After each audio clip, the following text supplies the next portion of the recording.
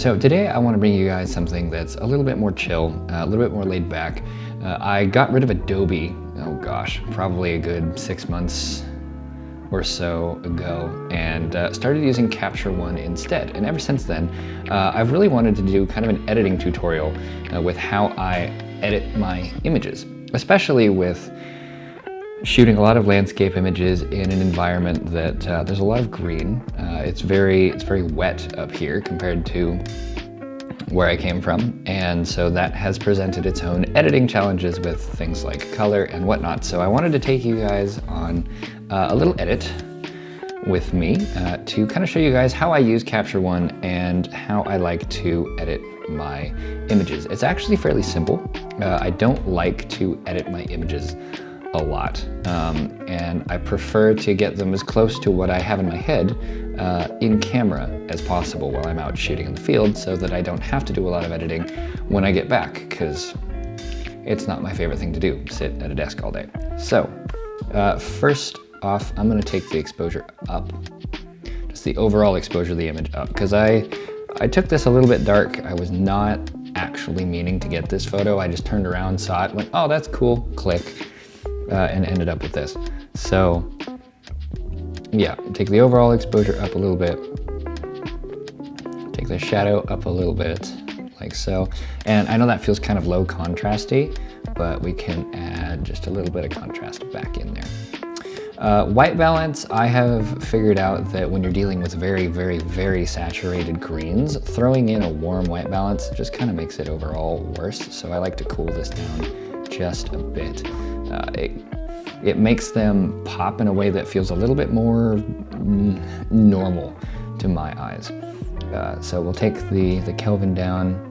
The tint, I tend to shy away from going super magenta because I would rather accentuate the green than I would the red of the path here. So we're going to bring that probably about there. That should look pretty good. Blacks, you can see the difference it's making here as I slide these up. As cool as it is to be able to see lots of detail with the blacks nice and high, it feels a little bit too like fake HDR for me. Where this really starts to get fun, again, I'll do my little tone curve trick. Where this does get fun is when we start to play around with hue, saturation, and luminance. So in order to do so, I'm going to grab my little eyedropper and I'm going to pick a nice obvious green. And that's affecting, as you can see, whoa, that's affecting pretty much everything of that shade of green in the image, which is most of the image. Obviously, we don't want to crank the saturation too hard because what on earth is that? So instead, I am kind of going to play around with desaturating this just a little bit and then changing the hue. Changing the hue is where it gets really fun. If we push this into the positives, it gets more blue. Push this into the negatives, it gets more orange. So I'm gonna go into the positives, not too far, just a little bit, like that. And I might actually bring the saturation back up just a little bit, like so. And this looks pretty good.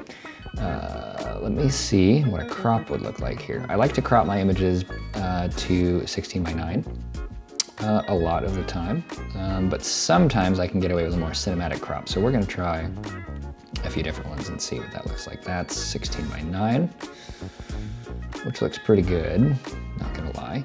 So here we have a nice little creek waterfall long exposure. If you watched my last video, you know I love long exposures, and this is one of my favorites that I've shot recently.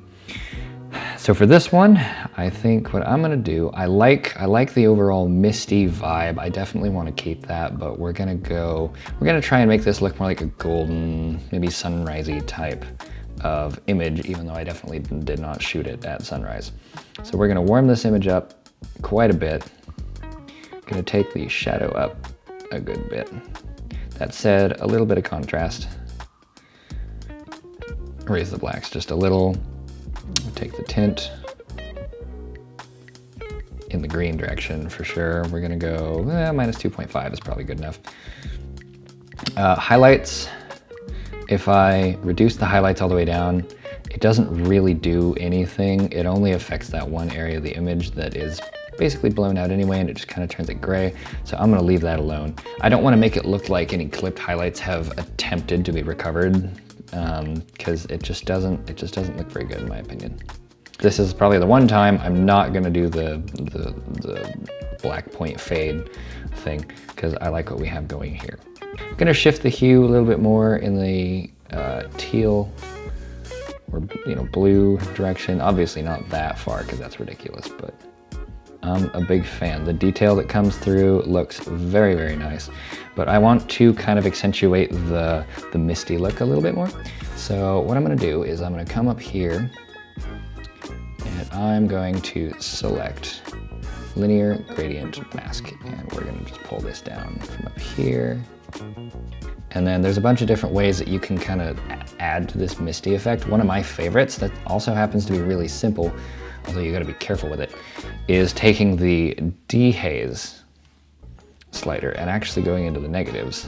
In this particular image, it seems to be reducing exposure, and that would be because of our shadow tone here. So that was, if you'll notice before, the shadow tone set to auto, it was selecting all these greens and was kind of diffusing that in, which was appearing to reduce the exposure.